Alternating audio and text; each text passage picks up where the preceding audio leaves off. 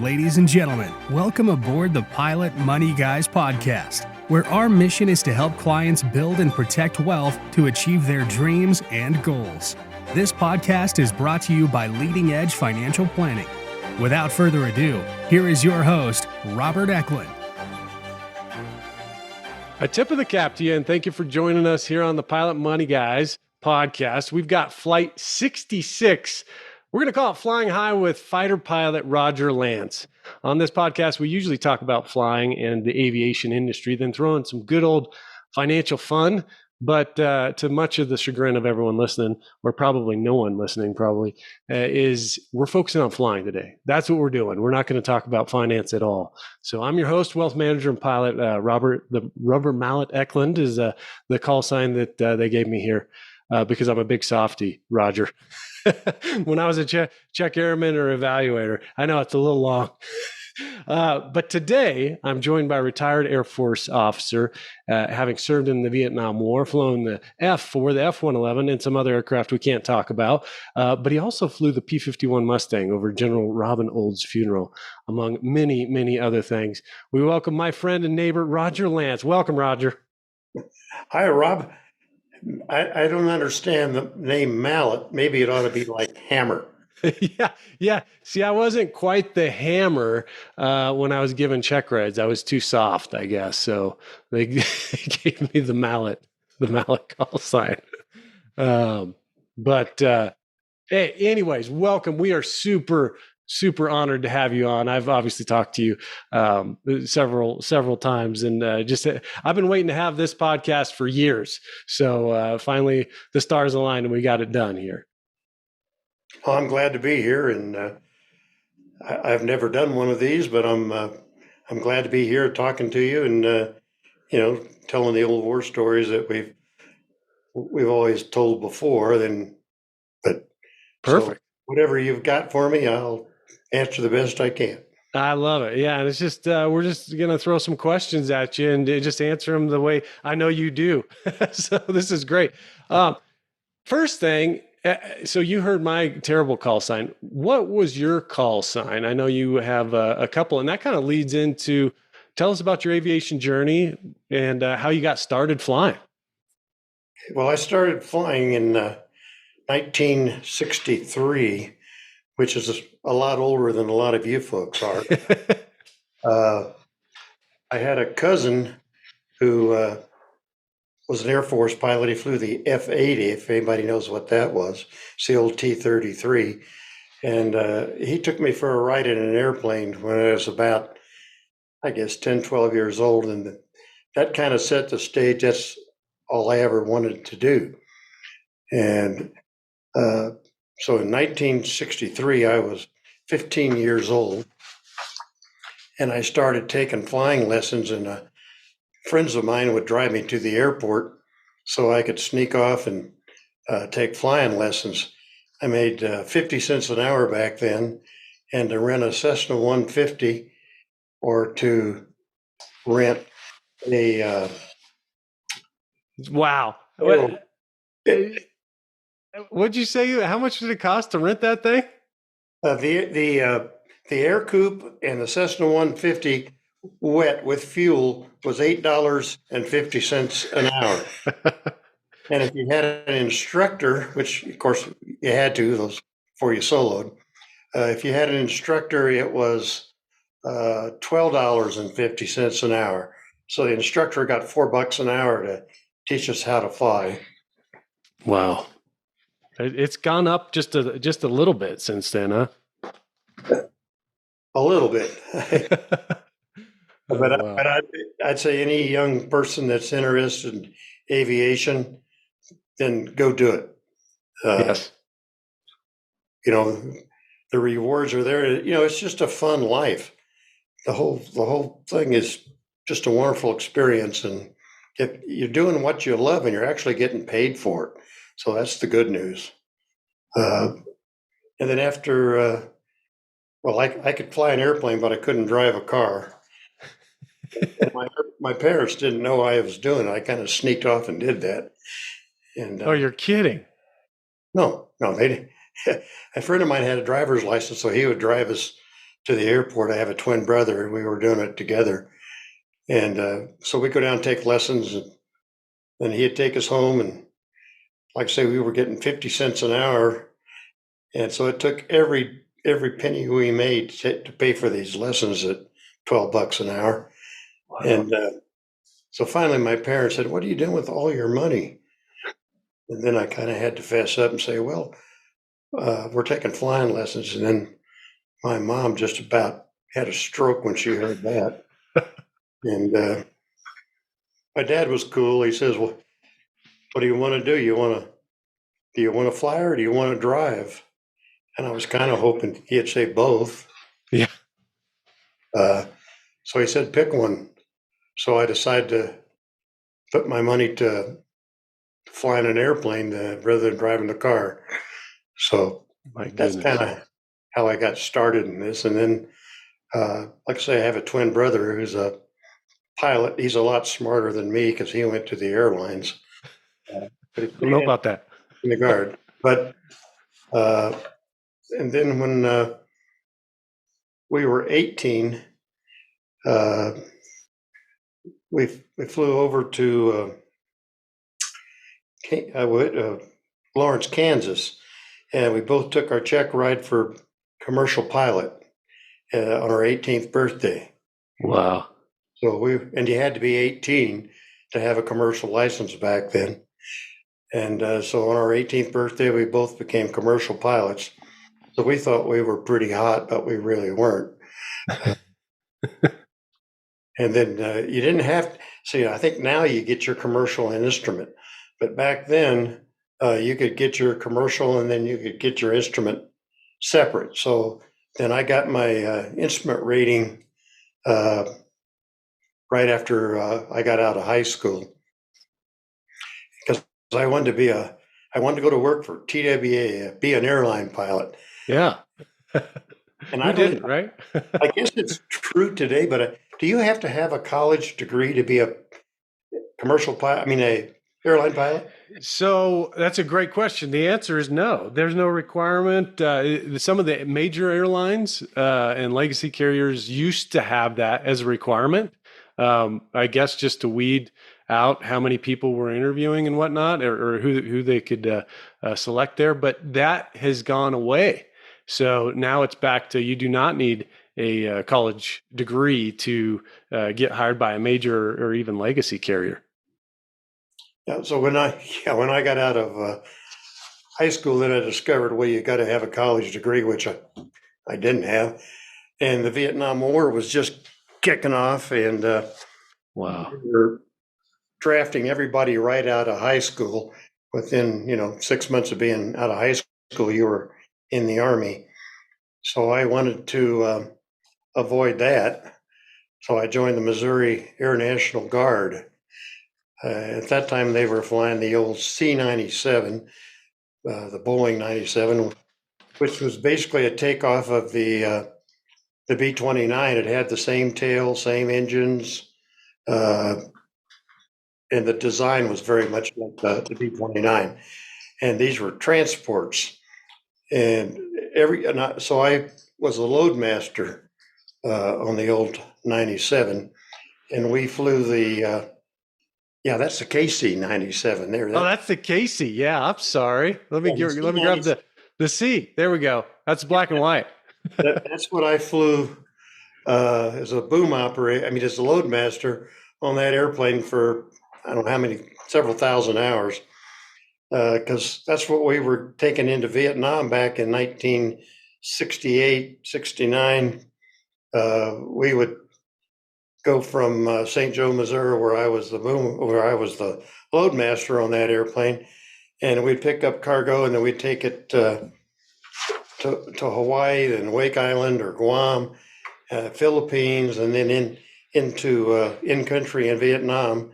And we were what we call that flying the clung, because we would just deliver whatever needed to be delivered wherever they needed it. And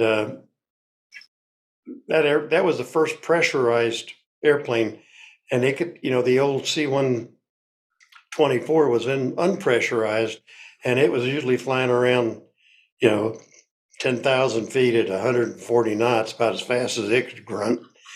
And this one here, we could get up 25,000 feet, pressurized. And so it was a great, great airplane, but it kind of outlived itself. And those were all converted at some point, not all of them, but most of them, to the KC-97, which was the tanker variant of the 97. That was one of the first tankers. And then as a loadmaster, then I became a boom operator on the KC-97. And with that airplane, we flew, everywhere. And I guess one of my best experiences being on that airplane as a boomer. That's where I got my call sign, was Boomer, because I was a boomer on that airplane. Yeah. And that was our first Air Force, one of the very first Air Force tankers. And if you got like a 105 behind you, that thing had a separate afterburner throttle. So he would modulate, and the boom would go in right in front of the windscreen. So I was always nervous when I had a 105 pull up behind me and want fuel, because I had to be very careful not to knock his windshield out or windscreen out. Yeah. And hook him up. And that we were putting fuel in the front of that airplane, but to stay on, he'd have to modulate the afterburner. So he's burning it about as fast as we're putting it in. And at some point, we couldn't keep the airspeed difference. So he would call for what we called a toboggan. And that's where the airplane and the fighter would go into a shallow dive so that he could stay on the boom and get the rest of his fuel. And, we mostly hit F-84s or 86s, I can't. And the F-100 was, we saw a lot of those, and Canberras, whatever showed up, we would refuel. And we went to Ramstein, and out of Frankfurt, rather. And we had an Operation Creek Party, was the name of it. And that was, we kept one of these KCs airborne 24/7, flying the Iron Curtain. Wow. And they also had fighters that were airborne 24/7. And we'd take off. We had 497 sitting there at Frankfurt. And then we'd go up, we'd take off, and then we'd get into the refueling track and stay there for 12 hours. And then everything that showed up behind us, we didn't care what it was. If it needed fuel, they would pull up behind us, flash a light, and then I would drop the boom and refuel them using the signal lights on the bottom of the 97 to bring them in. And then it stabilized, and I'd give them their fuel and pop them off, and away they'd go. And that was all done radio out. There was no radio transmissions between the fighters, the bombers, or whatever showed up behind us, and the tanker. That's fascinating. And for all the young kids out there, I know we got a lot of youngsters probably not listening to this, but the Iron Curtain, that was the line basically between Russia and the Western hemisphere. That Yes. They were trying to make sure that the USSR and the states that were aligned with Russia there were kept separate from the rest of us, I guess. And pretty tense flying, I imagine, at times there, because they were doing the exact same thing on the other side. Yeah, we'd fly right down the border and then turn around and come back, and we did that for 12 hours. Wow. And then another tanker would come on station, replace us, and then we'd head back and then go into crew rest. Wow. And I just see you got the picture of the Hun up there. Yeah. And I'm trying to look at the refueling probe was on the right side of the airplane, and the older ones had a straight refueling probe. And the pilots of the F-100, they could never trust the boomer. So they always wanted to look where the refueling probe was. If they would just stabilize, then Yeah. I'd put the basket on them. But they never did that. So they would start maneuvering the airplane, and I'm chasing them with the boom. And many times, Yeah. it's got an 8-foot hose on the back of that thing. That thing would wrap around the refueling probe, and we'd bring that home with us. Wow. So That, that's why they put a gooseneck on the refueling probe with the F-100 in later years, because then the pilot could just look at and see it instead of having to concentrate looking at it. yeah. Well, my KC-10 brother and sisters will definitely relate to that story, because you get some of those aircraft up there and they just start trying to plug themselves and just get to where you're supposed to be and let the boomer do it. Exactly. So just stabilize, and I'll get you hooked up and get you gas and go, I guess is the best way to put it. Yeah. Oh, love it. Love it. So you went from the C-97 flying in Vietnam, and then you probably thought your Vietnam experience was over, I would imagine, huh? Absolutely. I'd been there, I don't know how many times, because that's how I paid for college. Because you could go 179 days at a time active from the Guard. Because if you went 180, they had to give you military benefits like GI Bill and things like that. So you never got more than 179 days. But that gave me enough money to pay for a semester of college. And that's how I went to college. Wow. And it's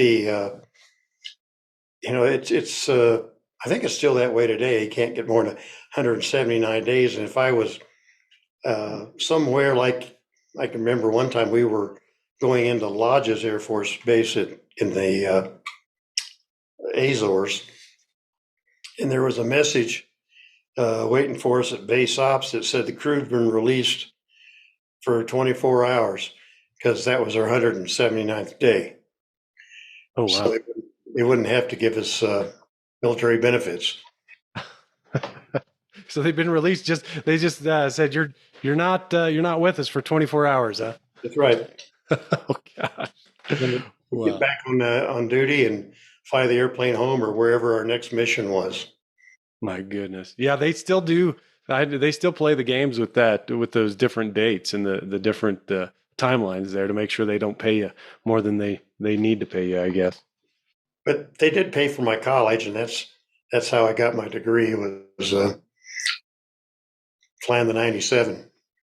Nice. I remember you told me a story too. This is classic, that you're going into Vietnam, and during those times, I guess the pilots got all the accolades and all the medals, right?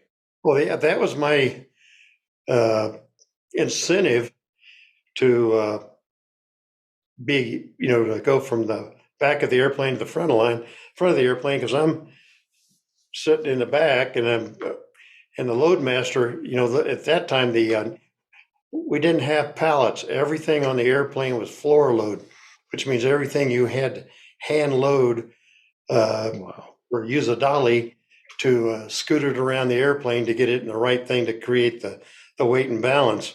And the 97 had a 3.5-inch fulcrum that the airplane had to balance in.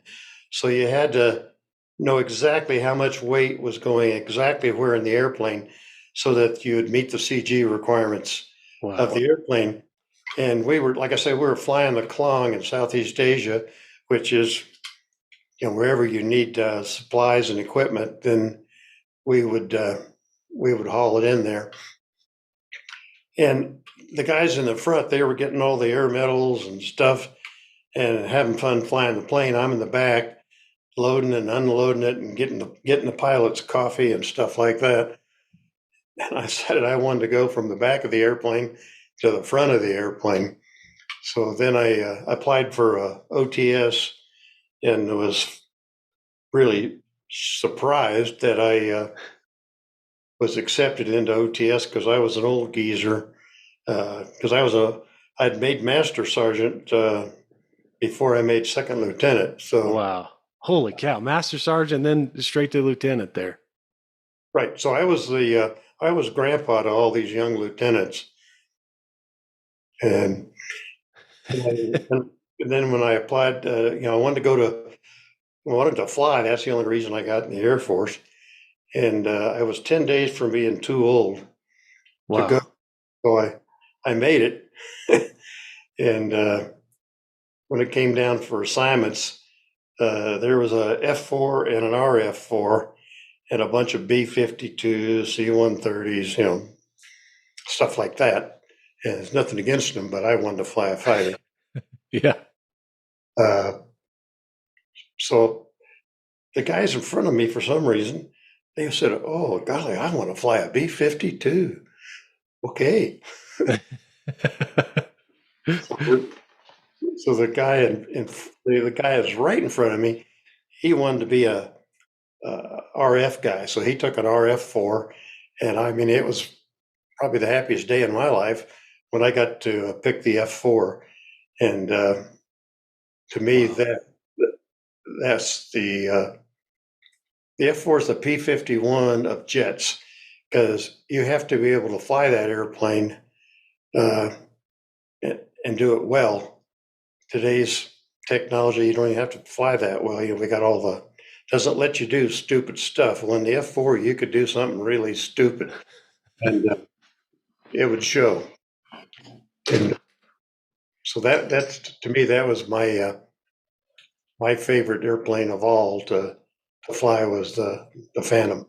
I love and you've got a great painting. I don't know if I'm going to stop sharing here, if folks can see that or not, but the painting behind you is just, it's the whole wall there, and it's just gorgeous. Yeah, that's a painting my brother did. He calls it that's taken over Vietnam, and then he painted that picture, and he calls it the Hunt. We're out just on patrol, uh, looking for bad guys. Yeah. But normally the F4 was used more as a bomber, and it was a pretty primitive bomber compared to today's standards. But we were the first to drop the smart bombs and stuff like that. But it was so much fun because you could get that thing going up over the Mach and then uh, pull back on it and slam a bunch of G's. It was a great airplane, and it was multi-role. We carried all the munitions. I think that says, oh, that's a Holloman airplane there. Is that the wrong one? Oh, that's the same. Yeah, that's an F4. I was just looking at the tail there to see where it was from. Yeah, I'm with you. The base of the plane. Yeah, on the tail it says HO, and that means Holloman. So you could look at the tail of the airplane and you knew where it was from. Yeah. Like Mountain Home was MO.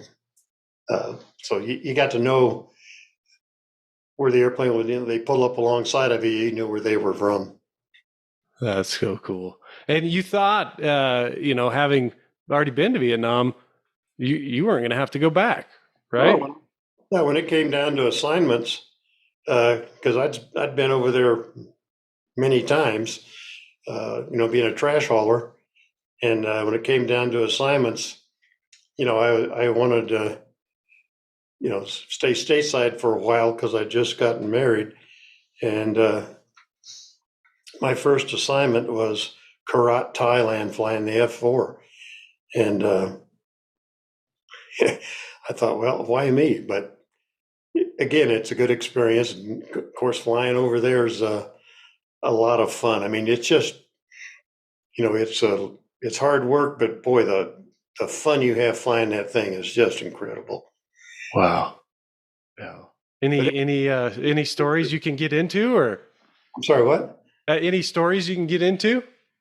Well, there's not a whole lot exciting uh, about flying over there. But if you I'm looking at your picture here, and if your viewers can see, in that airplane, you can see both the Wizzo and the pilot.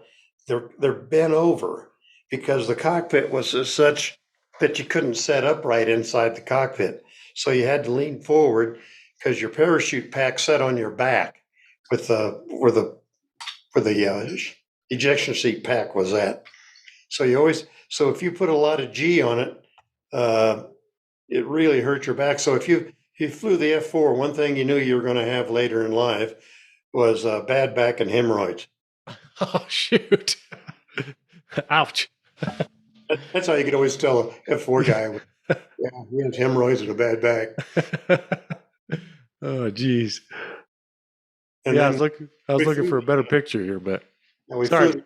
flew the F4 at the end of the war. Then we took them from Southeast Asia to Kadena Air Base in Okinawa, and I went to Kadena and flew the F4 out of there.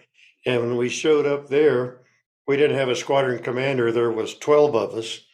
We didn't even have a squadron. We were just delivering these airplanes to Kadena, and then all of a sudden we said, well, you're going to be the squadron here. So we all looked at data rank on who was going to be the squadron commander. And fortunately for me, I was a lieutenant, and we had some captains. So we had a couple captains that were seniors, so they became the squadron commander, the 12th Tech Fighter Squadron at Kadena when we brought the airplanes from Southeast Asia back to Kadena. Wow. That's how they picked the squadron commander. Hey, who's the There's only 12 of us. Oh, that's great. That's great. And then what did you do after the F4? Well, then I went to Aardvark's F-111s. Well, they offered me a job doing 101s exchange with the Canadians. And so I called up the guy who had that job in Canada, said, what do you think? They're offered me your position when you leave. And he said, run. He says, Canadians write your OER very honest. He'll kill you. Hey. Oh, yeah, and there's a picture of the EF-111. Oh, is it the wrong? I knew I was going to get the wrong one. This is the EF. Okay. This Right. is not the one you flew. Well, it's the same. That's the same model. That's the Okay. A model that they took a whole squadron. They converted them to EFs. So we called them Sparkvarks because they had tremendous jamming capability. We were playing with one of those out off the coast of California and wound up shutting down almost all the electronics in the whole state. So they said, don't do that anymore. Stop doing that, Boomer, huh? Was really, really beneficial during the Gulf War because we could jam almost all the Iraqi radars and stuff with that airplane, which cleared the skies for us to go in there and do our job with the other aircraft. And the only F-4s that were in Iraq were the Wild Weasels. Those were the guys shooting the SAMs. And the EF-111 made that real easy, not easy, easier for them to get in and hit their targets because they only had I think 6 to 8 minutes of time on station before they were out of fuel. Wow. And the Aardvark was a really fast airplane. It's not a fighter. F is the wrong word in front of it because, as you can see, it's a swing wing, and you cannot turn with any adversary. You'll get blown away. And that airplane was designed initially to go very fast and very low and drop nukes. That was its original design.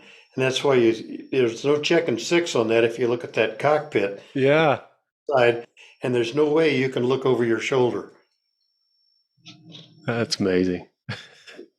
But you could, that had what's called terrain following radar. It two of them. They were made by Texas Instruments. They were up in the nose. And you could put that airplane down at 200 feet, and you could select your ride: hard, medium, soft. And the airplane would just follow the terrain. Now, what was the difference between the hard and the soft there? Well, I mean, you could. In fact, a lot of the guys did. If you're sitting around on a soft or medium ride, you could sit there and drop your oxygen mask, and they'd light up a cigarette and just fly, fly along at right at the Mach. Very, very stable airplane down low. Compared to the F4, when you're down that low going that fast, you can't even read the gauges. You're being bounced around inside that thing so bad. Yeah. Your helmet's hitting the canopy. But this thing was just as stable as it could be at 200 feet at 800 knots. Oh, geez. But you'd fly that through the mountains, or especially in Mountain Home, Idaho, you'd fly some routes down through the mountains, and you're doing that at dark. The airplane was really designed to be a night bomber, and it was very good at that. But when you're following terrain follow radar with that airplane going through the mountain passes, you only got 60-foot clearance off the wingtips. So you'd see your rotating beacon bouncing off the rocks on both sides of you. And that got a little uncomfortable, but it did have a TFR fly-up system. If something was obstructing in the front, the airplane would automatically pitch up. And that's what well, I call them Gomers, but I don't know if I can say that or not. But anyway, the Gomers, the bad guys, we lost a lot of F-111s in the Vietnam War. And what they were smart enough to know that the terrain following radar on the front of that airplane was a pretty powerful radar. And they would pick up the transmission off of the TFRs, and they'd throw a bunch of chaff rockets up in front of it, which to the airplane appeared to be terrain. And the airplane would pitch up by itself, and then that's when they'd take their shot.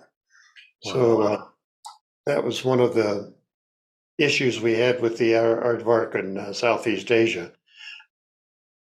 But there's nothing that could go that fast, that stable at night. And the bombing capability of that thing was absolutely incredible. Even at that age of an area, when we were down low and doing a bombing run, on the radar, you could see like a plowed field. You could see each furrow in the ground. And so you could put your crosshairs right on the target. And that airplane also had a neat capability that we could see beacons. So the Army pukes like that a lot. There was a special ops operation going in Colombia, and they were down there helping the locals with drug enforcement, shall we say. Sure. And they need to be resupplied because that was a mission that nobody was talking about. And the only thing that could fly that far and return was the F-111. And we had these resupply pods we carried on the bomb racks. And then I think it was like even Christmas or New Year's at that time we were doing that mission. And the Army guys would have a beacon, and they're in the jungle, hidden somewhere. And they would turn their beacon on, and then we would offset from their beacon that we could pick up on our radar, and we would deliver their supplies 200 feet at nighttime into the jungle. Oh, wow. And we'd pickle off the supply canisters and resupply the ground troops with ammo, whatever they needed. And Christmas time, it was Christmas time, we thought these poor bastards are down there slugging it out in the jungle, chasing snakes or whatever they do. Right. And so we because we were in Idaho, so we had 2 cases of Coors beer, Nice. and we packed those in the back of the resupply canisters. Oh, wow. Best Christmas gift ever, probably. No, we got hammered for that. We got serious trouble for Oh no. for delivering beer to Columbia. Oh no. It was not good. Oh no. Uh, so you dropped the beer and then it got back to the brass, the higher ups or whatever, Yeah, and, but they and then had, you guys got schwacked. well, we got sweat. Yeah, we got our hands beat, but nothing serious. Just, Yeah. you know, not supposed to be there. And you shouldn't have done it. And you should have asked permission. But, this standard. Yeah. Sure. But that was very fast because it had no combat really capability to turn or engage anything. But you'd sweep the wings and push the burners up, and there's nothing that could catch you. Uh, Wow. as fast as I ever got one of those, I was, I think, pretty fortunate because I was doing a test flight on one.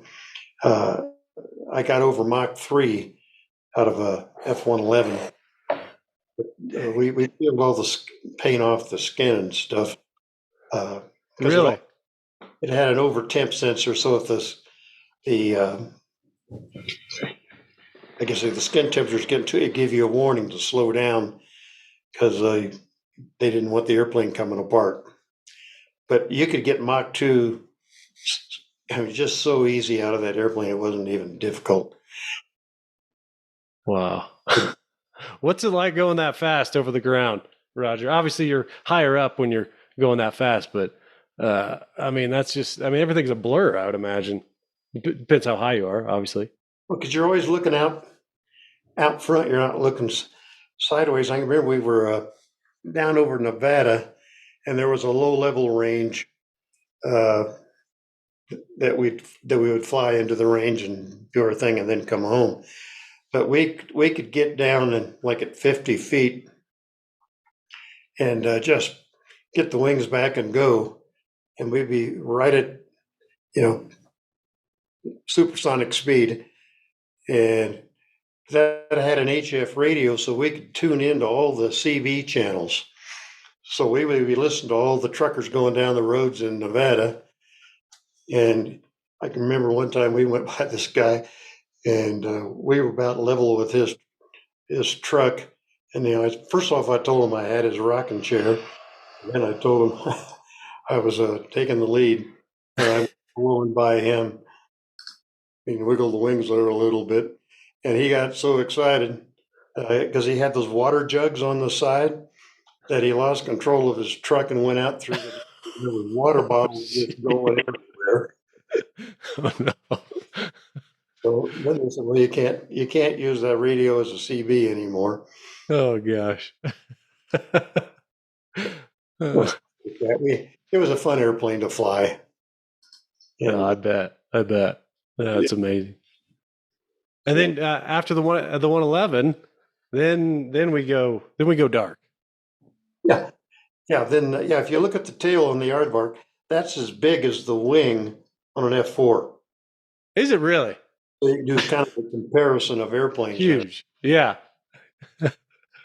Oh my gosh. And the other problem the F111 had was as you're looking at this thing, when you get the wings back, and if you pull the nose up too high, it's got a single tail. And what happens is the fuselage, because you're getting more lift off the fuselage than you are the rest of the airplane. And when you get that nose up too high, it would block the airflow over the tail because of the back of the airplane, and it would go out of control. And the F111 has never recovered from a spin. They've put chutes on it. They've done everything. Really? Once that thing went into a spin, just pull the handles, and the whole capsule came off. There was no ejection seat, so you came down in the cockpit. You just want to take your flashlight and start beating all the gauges so they couldn't tell you what they were. But oh wow, yeah, hide the evidence there. And that's why the Tomcat, the F-14, is basically the same airplane. It's the same engines, the swing wing as an F-111, but he has twin tails. And the reason that was made by Grumman, same as the aardvark, and that's why it has two tails, because when you put it in high AOA, it wouldn't depart, where the aardvark would. Oh, wow. Well, that's a great segue. Speaking of the F-14, I guess, into I'm trying not to use the term, but we talked at one time there about, obviously the movie Top Gun came out, and I think your time, Air Force calls it fighter weapons school, but you were doing stuff before that, and you guys had contests and whatnot. Tell us a little bit about that, Roger. Yeah, well, because again, flying those kind of airplanes, as I said, you have to think you're the best to be the best, even though you're not. That's quotable right there. Yeah. It's the flying among air crews is really competitive. I mean, you wish everybody well, but I'm going to beat the other guy, especially if you're going up and do some air-to-air work. You try to, you come at each other head on and try to dust each other off, and then fights on, and then you start having a good time. So it's all, I guess you say, the tracked. Who wins, what's your bomb scores, your time on target, all that's kept. And at competition where we do the strafing, bombing, nuke delivery, all those kinds of things, there's one crew that's going to win. And fortunately for you, Safety, I was able to do that. You're so darn humble. Yeah, it's tough to get you to say it. I love it. Yeah. So what did they call you? Did you say what was the? I imagine there was some type of award or. Yeah, oh yeah. When you won that, they have a big presentation and all that. And I can remember for mine and you, Safety, they call the winners up on the stage, and they had an ejection seat. Martin Baker sit up there on the stage, and they had a laser light hooked to the stick that they had up there, and you had to sing your favorite fighter pilot song, and then we had a laser at the back of the room, shall we say, on a target. So you had to hold the laser on the target and sing your favorite fighter pilot song and drink. And they gave me a bottle of tequila, and Not the good stuff. Oh, so as soon as I sang my favorite song and kept my laser on the target, and everybody gives you the glad hand and stuff. And I went behind the curtains and immediately puked. As you should. It was horrible. Oh wow! Anyway, I was fortunate enough to be recognized for that, and it was a fun. And that's just a way of life for guys that fly fighters. It's a camaraderie. It's a brotherhood. I mean, it's competitive, but it's fun, and the lifestyle is a little different. Not quite like you saw in Top Gun. Plus, Air Force guys can sing better than Navy people. Any day, twice on Sunday. And we got better songs than what those weenies said. I love it. So you did. So you were. That was the for lack of a better term, the Top Gun of all you safety at that point. And then you won it at a different time too, right? Yeah, I won it stateside too. So I've got the award a couple of times, and really proud of that. But as you should be, yeah. Guys, that's right there. They're just as deserving as those that get the recognition. And you're up on the stage singing the song and all that and doing the drinking, but you didn't get there by yourself. there's a whole lot of background people that helped you get there, and you never even hear of them. But the gun plumbers, the guys that take care of the guns, the bomb loaders, mechanics, the crew chiefs. Without them, you're just another aviator. They're what gets you in the sky and keeps you there. And I couldn't uh, acknowledge any of that uh, without giving them the recognition that they really deserve. And they're working harder than I am. I'm getting paid to have fun. They're getting paid to keep me there. Yeah. Wow. So yeah, that's just the way it is. Nobody wins anything by themselves. And when, like you say, if you're flying that kind of airplane, you really have to think you're the best there is and go out there. But then you always got to remember the people that went before you, they're better. And don't lose track of that. Yeah, I love that. Where you are because of them. You've told me that a couple of times, and I just love that. You may think you're God's gift to aviation, but the people who came before you were better. That's true. And braver and everything else. They had. I mean, you look what they were flying, because I'm fortunate enough to have got to fly the P-51, and that is a wonderful airplane to fly. You can crank the window back a little bit, and you can hear that Rolls-Royce engine up there hitting every cylinder, and you get that smoke and the exhaust coming in the cockpit, and it's a unique experience. And you get to you get that thing ripping along as fast as you can get it to go, and pull it up, and you go, wow, what an experience. But then when you get to fly something like the F4, or maybe for the new guys, the 16 and the F-22s, when you're ripping along and pull it up, you just keep going where the Mustang would fall off. Oh, wow.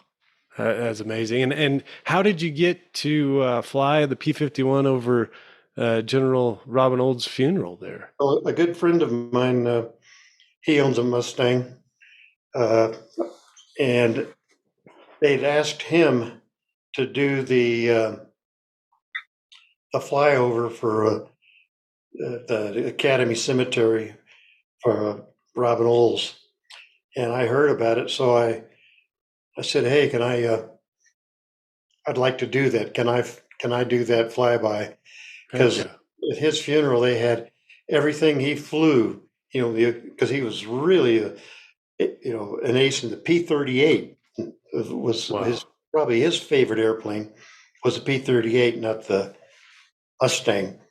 And but he did fly the Mustang later in World War II, and so I said, "Can I fly the Mustang to honor Robin at his funeral?" And he said, "Oh yeah, let's go." There's the third. Yeah, it's just amazing. Yeah. Oh, and it was right here at the Air Force Academy. We're obviously just down the road from the Air Force Academy here in Colorado Springs here. Yeah, we were. So we all took off, and we joined up. We stacked up by altitude over Garden of the Gods area down there, and so we stacked up in the order that we were going to do the flyby.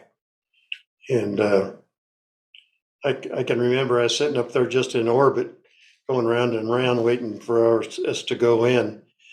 And I looked down and I saw the F-16s coming up out of Buckley, a 4-ship that unfortunately was led by my cousin because he was horrible. Oh, shoot. He said, "We're going to bust my altitude." So I did a wing flash on the Mustang, and the next thing I know, I got F-16s going left, right. They didn't even see me. Oh, darn. And so we had a discussion about that when we landed. But yeah, it was fun when I did the flyover for Robin. The FAA said in fact they had a person out there to monitor because they knew that nobody's going to pay attention to them. But Yeah, it was. I think I was. I can't even remember the restrictions, but it didn't matter. It was like no faster than 300 or Yeah. no lower than 500. Don't So, break the windows. so I Probably. said, okay, Yeah. that means no lower than 300, no faster than 500, whatever. And, Yeah. but I remember when we came right across his site, uh, had that Mustang grunting just as fast as it would go, and that's a Reno racer, so it's pretty fast. And pulled up and did a roll, and that was for Robin. Uh, that's Well, I was amazing. in it. That's amazing. Uh, I know you can't talk about it, um, the specifics, but after the F-111, you went and did what do they call it? The Black Ops world or the Black Site stuff? And We call it the black world. Uh, yeah, once you go into the black world, you pretty much stay there. I guess I think the last probably almost 10 years was in the black world, and I retired out of Area 51. And, back then we couldn't even say the words Area 51, right. but, Wow. now you can. Yeah, But but that's about it. that's still the rules are pretty much the same. Yeah, yeah. Well, I can tell you that, we'd all heard rumors of spaceships and the Green Man and all that out in the area. And once I finally was able to get out there, uh, one of the hangars I was working out of is the one where they supposedly kept the green men and all that. So that was the first thing I said, okay, show me those little critters. I want to see them. And I can assure you that there weren't any spacemen out at that hangar. yes. I'm glad you brought that up because I was going to ask for mainly for my son Robbie here, about aliens and what you know. But do you believe in aliens? How about that? Well, I believe, there's just too much evidence that in video now that they've released of these UAPs, I think they call them now, instead of UFOs. I mean, the characteristics that those, flight parameters that they have, uh, there's nothing in the world that can do that. They can accelerate from 0 to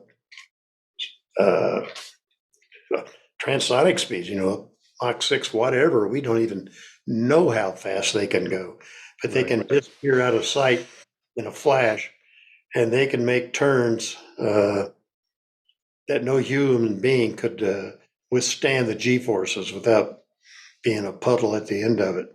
So there is something out there that is unique, and where it's from, I don't know, but I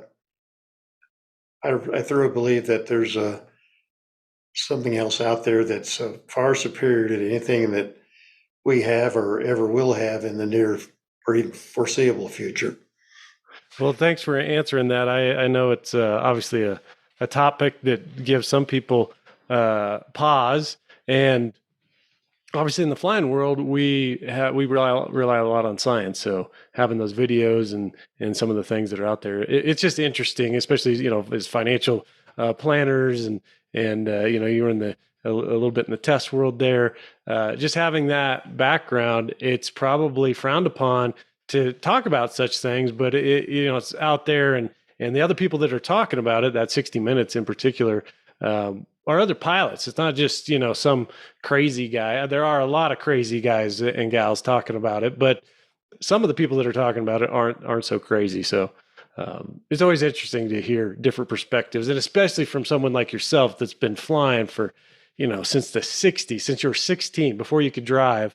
And, and if someone who has a brain like you, Roger, it gives a little bit of credence, then that opens it up for the rest of us, I think. Yeah, it's not me. It's, again, the number one thing you have to have is a especially as a fighter pilot, but any pilot, you have to have integrity. Yeah. And if you're seeing stuff out there that's not normal, then it's real. It's not something you made up. If you observed it, saw it, then I'm not going to ever question you, because you probably observed it and saw it. Yeah, that's a good note for all of us. Trying to armchair quarterback other pilots is fraught with disaster, I always think, too. Because we're all lying anyway. So yeah. So you did those. Any general advice? Obviously, flew all those different planes. Any general advice you'd give pilots, or any other events that were particularly memorable, where you said, "Hey, I should probably pass this on to other folks." Well, and for bug smashers, like I started flying first, even if you have a instrument rating that you need to get from point A to point B, don't go. Yes. Because the weather's going to, especially in a bug smasher, the weather's going to be worse than you ever anticipated it. So if you got to fly IFR, then land and wait for the weather to clear. And the airline pilots, you do things totally different than we do. I mean, you're sitting in a lawn chair doing 300 knots. Very comfy lawn chair. You're above it all. And today's avionics and the way we fly today is totally different than when we did 60 years ago. And but the same rules apply today as they did 60 years ago. Don't do anything stupid is the number one rule. And if you screw up, admit it. And I guess the other thing I'd say for pilots is, you know your limits, you know the airplane's limits, and never exceed either one. That's great. Great advice. And then you're going to come home to your family, which is probably the most important thing you'll ever have in your life, because they pay the price for you having fun. And I know my family did. When you're out there doing things you love doing, and you haven't been home for 6 months or so, you don't really think about that when you're over there. You're thinking about your job and doing what you do. So it's really the people back home that pay the price for you to have fun. So, and again, like I say, also the guys on the ground that keep you up there. So, here. That's great stuff. Roger, I mean, a couple of the quotes you've had here are just something that resonates with me. And I knew I said I wouldn't talk any finance stuff, but it's so applicable. The flying world and the financial world are so similar. When you're saying, no, you know your plane's limits, your limits, and don't exceed either one. I couldn't help but think, your portfolio's limits, your own personal risk tolerance, and don't exceed those, or you'll get yourself in trouble, and your family will pay the price for them. There's just so many similarities there. But you said that you had, just the stories you have are incredible. You ripped the paint off the F-111 there. You flew the P-51 over General Olds' funeral. You got this quote that resonates. Flying those airplanes, you have to think you're the best to be the best, even though you're not. That's fantastic. And then you may think you're God's gift to aviation, but the ones who came before you were better. And never forget those who never flew home. You told me that as well. So a couple of interesting questions we'd like to wrap up with here, I guess, is any book, movie, podcast, documentary suggestions you have for people out there? Obviously, you have a lot of experience and a lot of knowledge that we want to tap into. Well, because there's so much stuff about the Vietnam War out there, and it's all dramatized, and not really realistic. But I think the book that I like best, and I think probably was one of the most realistic, was a book called Thud Ridge, and that's the story of the F-105 drivers who flew up north of the Red River. That's where we get the Red River Rats Association. They flew into the jaws of hell. They were told things like, well, you can't bomb the dikes because that would release water down and destroy, their crops or whatever. So where'd the Gomers put the SAM sites? On the dikes. Sure. Yeah. So these guys flew knowingly into a combat area that was significantly against them. And I guess the takeaway there is you ought to have warriors planning missions, not politicians. Because they don't know what you're experiencing. They don't know the situation. And in those situations, you have seconds to make a decision whether you're coming home or not. And some guy in Washington, D.C. can't make that decision. Absolutely. I know that is definitely a point of emphasis for a lot of veterans. I'll say that again, Roger. Sorry, I missed it. I said that's probably political, but that's kind of how I feel. Hey, no, that's fair game. I think a lot of veterans and a lot of warriors are foot stomping that right now. Thank you so much. Broad-ended question here: what is success to you? I would say success is life. A lot of times we place unrealistic goals you want to achieve in life, and so you spend a lot of time trying to get there, but that's not success. You can be very successful just by living your life and being happy with what you've done and with your family. You don't have to have attainment of, shall we say, products and goals. Be proud of who you are and the life you've led. If you can do that, I think you're a successful person. I love it. That resonates with our financial audience for sure. We're obviously talking a lot about that. So thank you for sharing that. What is on your horizon right now? Being retired. Nice. Although I see you out there all the time, you don't look that retired. And I'm looking at the bar, so. Oh, nice. No more tequila, though, probably. No more tequila. I haven't had a drop. Oh, well, this has been a true honor having you on, and thank you again for doing it. Any final thoughts you want to leave us with, or you let the program speak for itself? Yeah, I think you asked me to kind of just speak off the way I feel and some of my experiences, and I think I've done that. Yes. So I don't have really anything else to add. I mean, we can sit here and lie about all kinds of worse stuff, but so I love it. Fantastic. Well, thanks again for doing it. And I can't say that enough. On behalf of all of the Pilot Money guys, thank you for sharing your stories and your insight and your knowledge into obviously all the different topics we talked to you. And you've got just it's just an incredible background story there that I'm sure could be made into a movie with many different things that you probably can't get into and some that you can.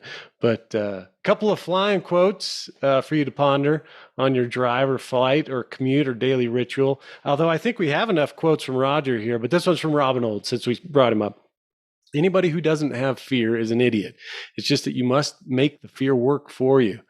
Hell, when somebody shot at me, it made me madder than hell, and all I wanted to do was shoot back. Again, that's Robin Olds there. And then the second one here is by Charles Lindbergh. Pilots are drawn to flying because it's a perfect combination of science, romance, and adventure. And I'm pretty sure, Roger, you exemplify that last quote. So this is I've got another quote that Lindbergh said that I always remembered, and that is the only time you have too much fuel is when you're on fire. I love it. And I'd say to all your folks out there on this podcast that in life, as flying a fighter, always check your six. I love it. Words to live by. Well, that's it. Let us be the first to welcome you to our final destination of Flight 66. We are flying with fighter pilot Roger Lance. Thank you again, Roger, for coming on the show. Did you learn anything from this free podcast? If so, pay it forward and tell someone about it. And or at least leave us a review, good or bad. We take them all. We aim to make the world's better stewards of their money and keep the spirit of aviation in the flying world. Help us do that. Shoot us any questions you'd like us to cover on the flight deck questions there. And remember, as Emerson said, the world makes way for those who know where they're going. And as we say, so plan accordingly. From all of us at the Pilot Money Guys, we wish you smooth rides and soft in the zone landings. Farewell. Thank you for listening to the Pilot Money Guys podcast. It has been our pleasure to share some information with you today. Give us a call to discuss absolutely any investment question you may have. Click on the subscribe button below to be notified when new episodes become available. Visit leadingedgeplanning.com to learn more. Take care. Leading Edge Financial Planning, LLC is a registered investment advisor. Advisory services are only offered to clients or prospective clients where Leading Edge Financial Planning and its representatives are properly licensed or exempt from licensure. For additional information, please visit our website at www.leadingedgeplanning.com. The information provided is for educational and informational purposes only and does not constitute investment advice, and it should not be relied on as such. It should not be considered a solicitation to buy or an offer to sell a security. It does not take into account any investor's particular investment objectives, strategies, tax status, or investment horizon. You should consult your attorney or tax advisor. The views expressed in this commentary are subject to change based on market and other conditions. These documents may contain certain statements that may be deemed forward-looking statements.